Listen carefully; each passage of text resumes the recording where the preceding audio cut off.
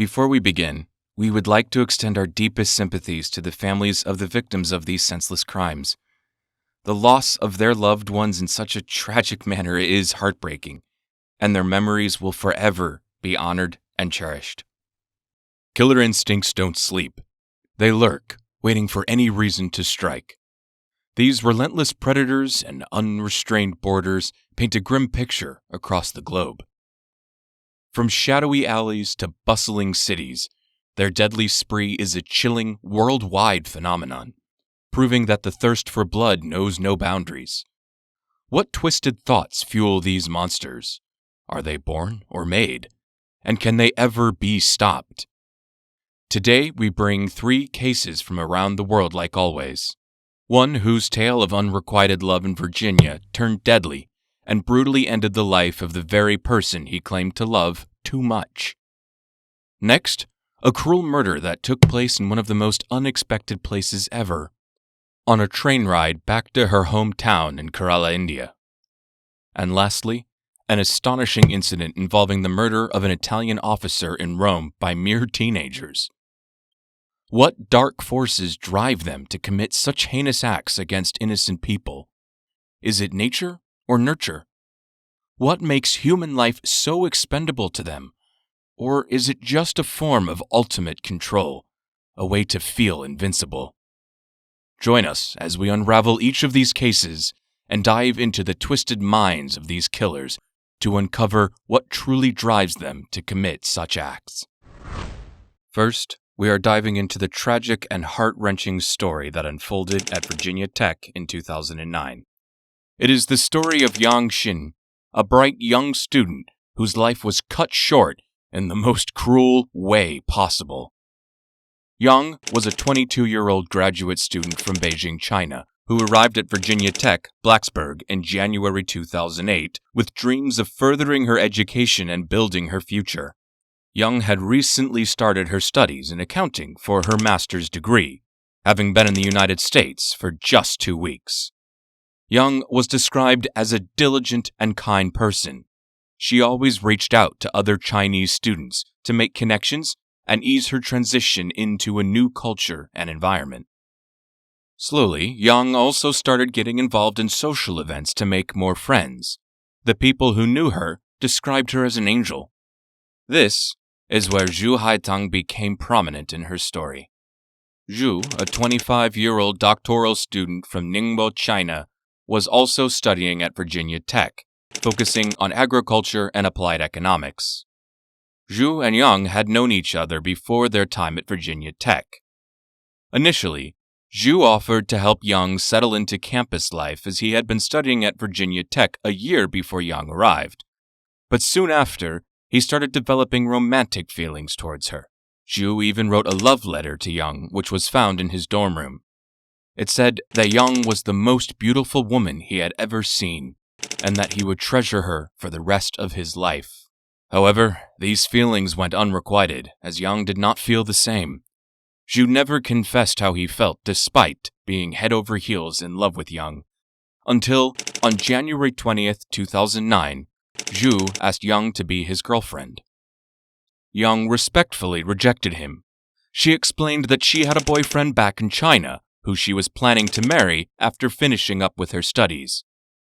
Left heartbroken and frustrated with Yang's response, Zhu was about to do something he would regret for the rest of his life. The next day, January 21st, Zhu took a drastic step. He purchased an 8-inch butcher knife, a hammer, and 2 other knives. His mind was fixated on a dark path. Desperate to reach Yang, Zhu called her repeatedly to get in touch, his attempts growing increasingly frantic. That evening, the usually serene campus of Virginia Tech was about to be rocked by an act of horrific violence. At around 7 p.m. on that Wednesday evening, Yang and Zhu met at an Abu Pan cafe located within the Graduate Life Center. At first, their interaction seemed normal, just 2 people engaging in a friendly conversation. However, what happened next was utterly terrifying. As they chatted, the atmosphere suddenly shifted. Zhu's obsession had reached a breaking point. and in a moment of sheer horror, the peaceful cafe where the two were talking transformed into a scene of unimaginable violence. Without any warning, Zhu lunged at Yang with a knife, stabbing her viciously before decapitating her. His face remained blank and determined throughout the horrific act. The customers were terrified, and all of them fled the scene in panic. Amid the chaos, one of the cafe workers, Corey Cox, immediately hid behind the counter and dialed 911, while the manager and other workers fled the shop. Officer Nicole Irvine responded to the report and arrived at the location only to be confronted by a horrifying sight. As she entered the cafe, she saw Yang's lifeless, headless body lying on the ground, and Zhu walking towards her holding Yang's head in his hand. His face was completely blank and emotionless. When Officer Irvine ordered him to put his hands in the air, Zhu dropped the head immediately. Zhu was apprehended at the scene without any resistance and, once apprehended, also quickly informed the officer about the weapons he had in his backpack. Investigation revealed that Zhu had been struggling with the rejection and had become increasingly unstable. Despite his academic achievements, he had failed to cope with his emotions healthily. Kim Bysecker, the director of the Cranwell International Center at Virginia Tech, stated that Yang Xin and Zhu Haiyang had not known each other for very long. Despite the brief duration of their acquaintance, Zhu, whom Yang considered a close friend, was listed among her emergency contacts. This detail added a chilling layer to the tragedy that unfolded. Will Seeger, Zhu's landlord, offered a glimpse into Zhu's unsettling behavior. He described Zhu as strange and belligerent. Seeger recounted an incident that illustrated Zhu's peculiar disposition. He mentioned how during a severe cold spell, Zhu refused to turn up the heat in his apartment. This stubbornness led to the pipes freezing and subsequently bursting, causing significant damage. Such incidents painted a picture of a man struggling with mental instability. The mounting evidence pointed towards Zhu's deteriorating mental health. Following his arrest, Zhu was held at the Montgomery County Jail and underwent evaluation at a mental hospital. His erratic behavior and subsequent investigation culminated in a grim conclusion. Zhu was charged with first-degree murder. Report performed on January 22nd, 2009, Ballon Payne Cafe, located in the Graduate Hospital. On April 19, 2010, Montgomery County Judge Gino Williams certified the charges against Zhu. The courtroom atmosphere was tense, as prosecutors described Zhu as obsessed and jilted. The severity of the crime left little room for leniency. Montgomery Circuit Judge Robert Turk sentenced Zhu Haiyang to life imprisonment without the possibility of parole. The murder, described by attorney Brad Finch as extremely brutal, had shocked the community and left an indelible scar. Zhu's lack of remorse was particularly chilling.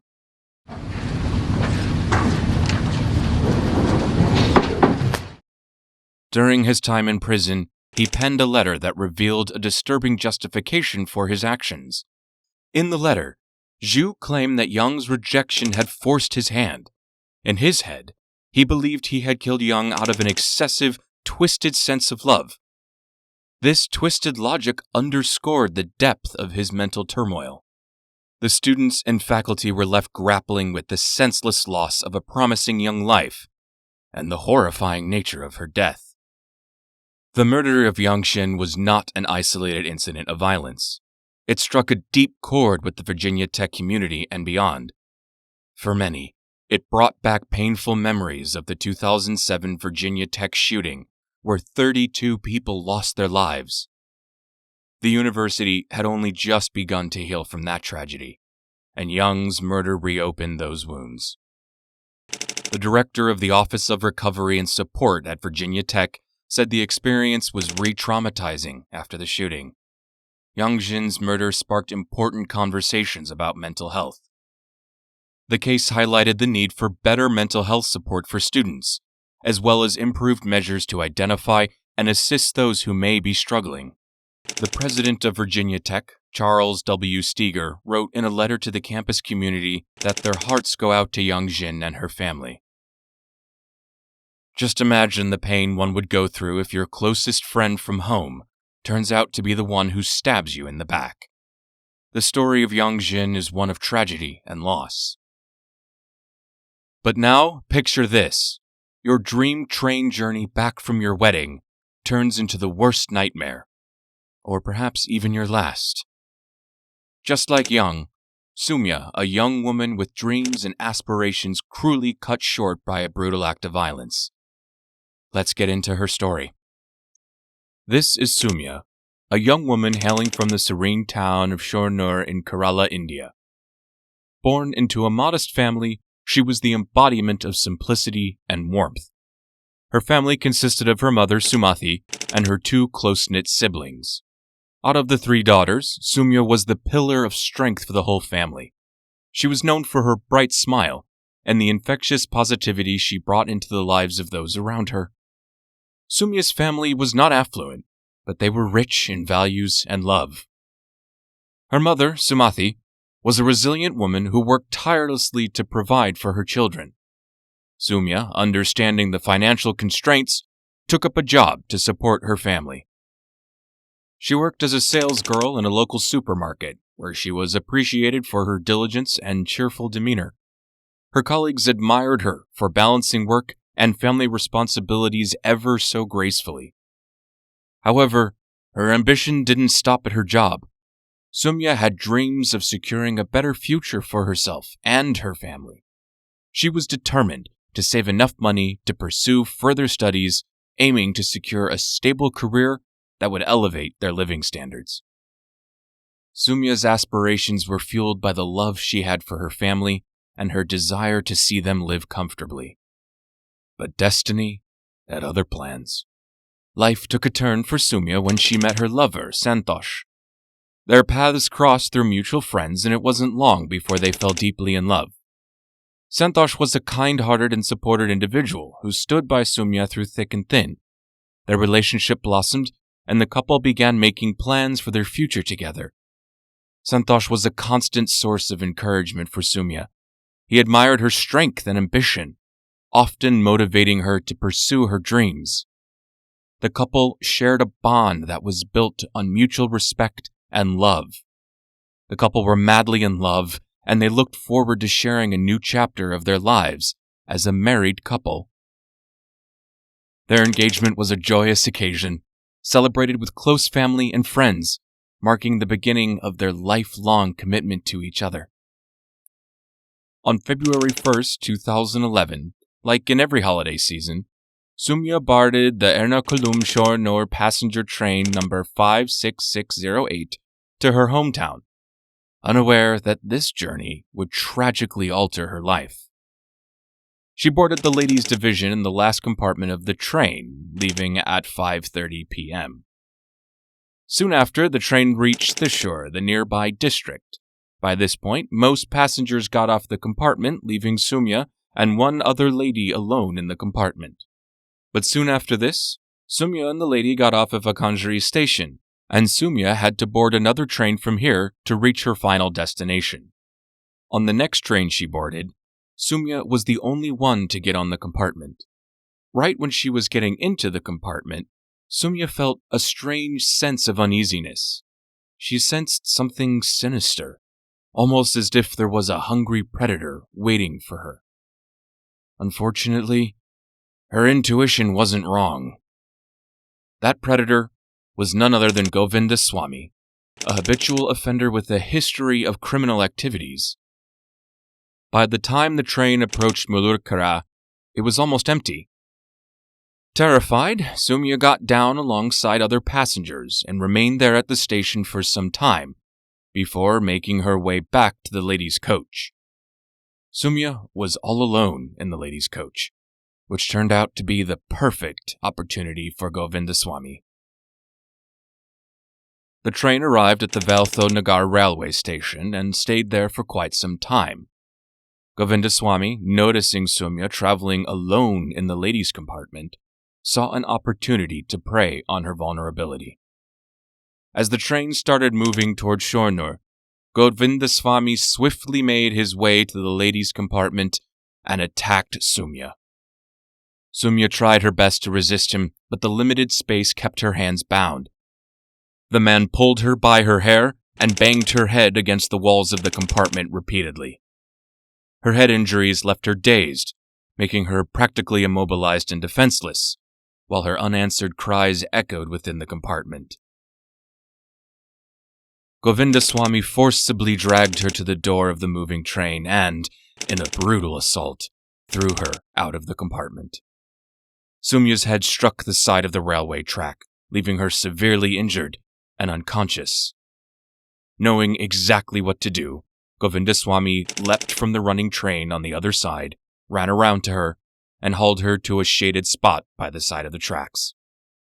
The girl's face was covered in blood, seeping from the wounds on her head and face. As she was clinging onto her life, the monster quickly tore off her clothing and sexually assaulted her. He behaved like an animal and did the unthinkable while Sumya lay half dead. In an act of extreme violence driven by his vile intentions, he violated Sumya's unconscious body and took all of her possessions, including the contents of her purse and cell phone, before fleeing with the loot, leaving the victim lying distorted and naked. Sumya was left to die on the tracks. While all of this took place, in the nearby general compartment just ahead of the ladies' division, 2 male passengers heard desperate cries for help. Alarmed and concerned, one of them instinctively reached for the alarm chain to stop the train. However, a middle-aged man standing by the door quickly intervened. He insisted that the girl had simply jumped out and escaped, discouraging any further action by warning that pulling the chain would only drag them into a lengthy and troublesome court case. Reluctantly, they heeded his words and refrained from stopping the train. Within the next 10 minutes, the train arrived at Shornur station. The 2 men, still troubled by what they had heard, rushed to the train guard and reported the incident. Their account spurred a swift response. Local youths and the gang man from Valtho Nagar railway station immediately began a search along the railway track. As the minutes ticked by, the search party combed the area, driven by the hope of finding Sumya alive. By around 9:30 p.m., their efforts led them to a grim discovery. The lifeless, mutilated body of Sumya lay beside the tracks, a stark testament to the brutality of the attack she had endured. However, she miraculously had survived the attack. When they finally found her, she was clinging to the last thread of her life. Despite her severe injuries, she was seen moving her right hand and leg. Blood was steadily oozing from the wounds on her face and head. Her breathing was labored, producing a distinct troubling sound due to the blood that had aspirated into her airway, obstructing her breath. By this time, the left side of her body had become paralyzed. Sumya was rushed to the Thrissur Medical College Hospital, where she received intensive care. Sumya's condition was critical from the moment she arrived at the hospital. She had sustained severe head injuries, including multiple fractures and deep wounds. The medical team, led by Dr. Shirley Vasu, did everything possible to save her. However, the extent of her injuries was too severe. She underwent surgery and received all available medical care and support. Even after that, her condition did not improve, and she remained in critical condition on a ventilator.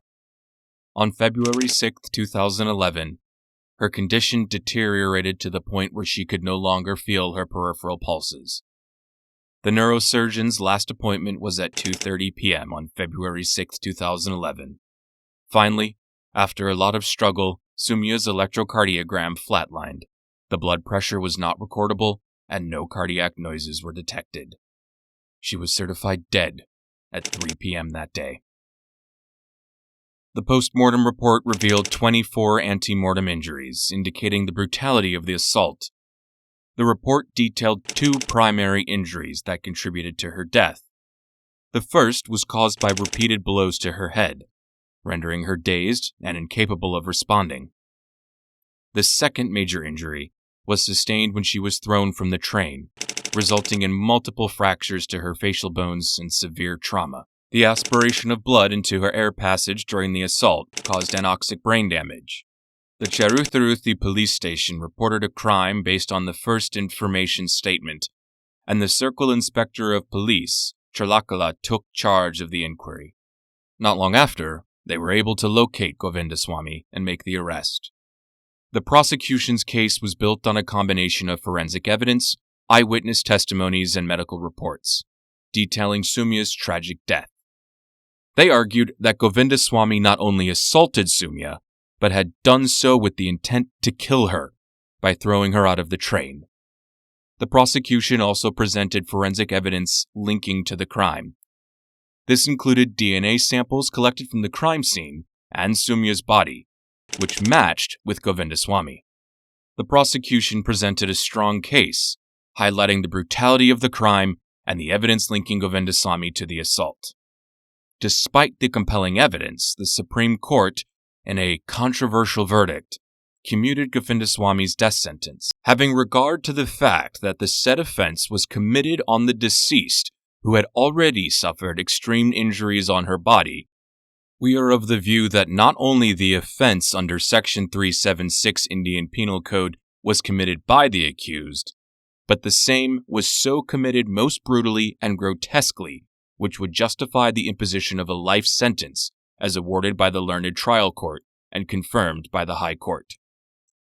Former Supreme Court Justice Markandeya Kachu has stated that the Supreme Court should reconsider its decision in the Soumya case, in which the court declared the accused Govindaswamy not guilty of murder. The judgment was met with widespread outrage and disappointment. Many felt that the punishment was not commensurate with the gravity of the crime. This is not a just punishment, and it is difficult for the public in Kerala to accept, Kerala Chief Minister Pinarayi Vijayan remarked. Legal experts and the public alike criticized the verdict, arguing that the court had failed to deliver justice for Soumya. Kaliswarma Raj, a prominent lawyer in the Supreme Court and Kerala High Court, felt that the verdict was shockingly soft and highly dispiriting. The Kerala government announced its intention to file a review petition, seeking a harsher punishment for Govindaswamy. Kerala government will file a review petition at the Apex Court after its verdict set aside death sentence for the main accused, Govindaswamy, in the murder case of Soumya to life imprisonment. As of now, Govindaswamy remains in prison, serving his life sentence. Soumya's family continues to fight for justice, hoping that the review petition will lead to a stricter verdict. The case remains a poignant reminder of the need for a robust legal system that ensures justice for victims of heinous crimes. The Soumya case has sparked debates on legal reforms and the protection of women, emphasizing the urgent need for societal and judicial change. Soumya's case starkly reveals the depths of human cruelty, showcasing how some can act with shocking brutality and indifference towards another's suffering and life. Alarmingly, this cruel mentality isn't limited to adults. Even teens are increasingly involved in such heinous acts, reflecting a disturbing societal trend. Soumya's case brings light to the vulnerability and cruelty faced by innocent individuals. This theme of senseless violence is not limited to one region, as you'll see in this next case that took place in Italy. An event unfolded on July 26, 2019, that left an indelible mark on Italy. The murder of Carabinieri Vice Brigadier Mario Circella Rega, a respected police officer, became an international story, intertwining the lives of two young American tourists, Finnegan Lee Elder and Gabrielle Christian Natale Heorth, with that of a dedicated officer and his grieving family. Mario Circella Rega had recently returned from his honeymoon, full of life and joy. A dedicated officer known for his kindness, generosity, and commitment, Circella Rega served in the Carabinieri, Italy's national military police force. On the evening of July 25, 2019, he was on duty with his partner Andrea Virali patrolling the lively Trastevere district of Rome. This area, famous for its vibrant nightlife and cultural attractions, set the stage for a tragic encounter. That night, Finnegan Lee Elder and Gabrielle Christian Natale Haworth, two American teenagers from California, found themselves in Rome on vacation. Eager to experience the city's nightlife, they sought to purchase cocaine. The teenagers were directed to a local dealer by Sergio Brugiatelli, a middle-aged man known in the area. However, the deal quickly soured when the boys realized they had been sold crushed aspirin instead of cocaine. Feeling cheated and angry, Elder and Natale Haworth decided to retaliate. They followed Brugiatelli, their dealer, and in a moment of desperation and bravado, snatched his backpack. The bag contained Brugiatelli's personal items, including his phone and documents. Realizing the severity of their actions, the teenagers hoped to use the stolen backpack as leverage to reclaim their money and obtain real drugs. Desperate to retrieve his belongings, Brugiatelli borrowed a phone and called his number, pleading with the teenagers to return his backpack. Elder and Natale Haworth, now more emboldened, demanded €100 and a gram of cocaine for its return. Brugiatelli, realizing he needed assistance, contacted the police to explain the situation and the ransom demands. Tricella Rega and Virale were the officers assigned to the case. Understanding the potential danger, but unaware of the full extent of the threat, the officers decided to approach the situation discreetly. They arrived at the arranged meeting in plain clothes, hoping to recover the backpack without causing a scene. In the early hours of July 26, 2019, Tricella Rega and Virale, the officers in charge, met with Elder and Natale Haworth near the Hotel Meridian Visconti. What should have been a straightforward recovery operation turned into a violent confrontation. The teenagers, already on edge and mistrustful, failed to recognize the plainclothes officers as law enforcement. A chaotic and tragic moment ensued. Elder, convinced that they were under attack by thugs connected to the botched drug deal, drew a military-grade knife and stabbed Tricella Rega 11 times. The officer, severely wounded, collapsed to the ground. Meanwhile, Natale Haworth scuffled with Virale but managed to escape the scene. The two Americans fled back to their hotel, leaving behind a scene of chaos and despair. Police say they found overwhelming evidence in the suspect's hotel room, including the alleged murder weapon cleverly concealed behind one of the ceiling tiles. The police swiftly identified Elder and Natale Haworth as the primary suspects. They were arrested in their hotel room, where investigators discovered the knife used in the attack hidden in a ceiling panel. This morning, 2 American teens are behind bars, accused of murdering a Roman police officer in cold blood. The teenagers were taken into custody, facing charges of homicide, attempted extortion, assault, and carrying a weapon without just cause. The trial of Finnegan Lee Elder and Gabrielle Christian Natale Haworth began amid intense media scrutiny. The courtroom became a focal point for political attention, as the case encapsulated themes of violence, youth, and cultural clash. The defense argued that the teenagers had acted in self-defense, believing they were under threat from criminals rather than police officers. This narrative was challenged by the prosecution, who highlighted the brutal nature of the attack and the significant loss suffered by Tricella Rega's family and the community. In May 2021, after months of testimony and deliberation, the court found both Elder and Natale Haworth guilty of murder. They were sentenced to life imprisonment, a verdict that brought a sense of closure to some, but also raised questions about justice, intent, and the future of the young convicts. The legal journey did not end with the initial verdict. In March 2022, an appeals court reduced Elder's sentence to 24 years and Natale Haworth to 22 years. The decision considered their young age and the circumstances leading up to the crime. However, the case continued to evolve. In 2023, Italy's highest court, the Corte di Cassazione, ordered a retrial. The retrial resulted in further sentence reductions in 2024, with Elder receiving 15 years and 2 months, and Natale Haworth 11 years and 4 months. Natale Haworth was granted house arrest, serving the remainder of his sentence at his grandmother's home near Rome. This decision was met with mixed reaction, highlighting the complexity and emotional depth of the case. The murder of Mario Cerchella-Rega remains a poignant reminder of the dangers faced by law enforcement officers and the far-reaching consequences of violence. Rosa Maria Asio, Cerchella-Rega's widow, expressed shock and disappointment at the reduced sentences and the decision to allow house arrest. Her grief and sense of injustice resonated with many who followed the case closely. His funeral was held at the church where he was married just weeks ago, and there was not enough room inside for the thousands who came to mourn Mario Cerchella-Rega. On the other hand, the families of Elder and Natali Hayorth voiced relief at the sentence reductions while acknowledging the deep pain their actions had caused. The case has also highlighted significant cultural and legal differences between Italy and the United States, drawing international media attention and public discourse. The case sparked debates about youth, accountability, and the appropriate balance between justice and mercy. The media played a significant role in shaping public perception of the case. Italian media coverage often portrayed Cerchella-Rega as a national hero, emphasizing his dedication and the senselessness of his murder. In the United States, coverage varied, with some outlets focusing on the backgrounds and youth of the accused, raising questions about the fairness of their treatment. Public opinion was divided. In Italy, there was widespread support for the harsh sentences initially handed down, reflecting collective mourning and a desire for justice.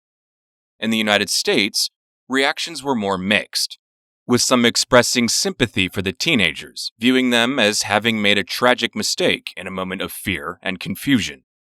The murder of Mario Cerchella-Rega and the subsequent trial of Elder and Natali Hayorth also brought attention to broader issues in policing and community relations in Italy.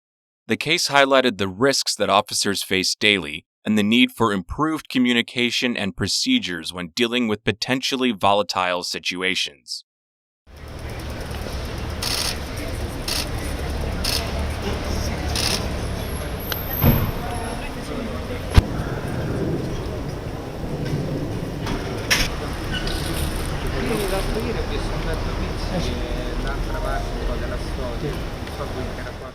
The murder of Mario Cerchella-Rega is a story marked by tragedy, complex legal battles, and enduring grief. It serves as a stark reminder of the dangers faced by law enforcement officers and the far-reaching consequences of violence and poor decisions. All these tragic cases show how unpredictable and unfair life can be. What pushes them to cross the line, take innocent lives, and act like it is nothing? What makes some lives end in such senseless violence? Is it something they are born with? Let us know your thoughts in the comments section below. Thanks for watching.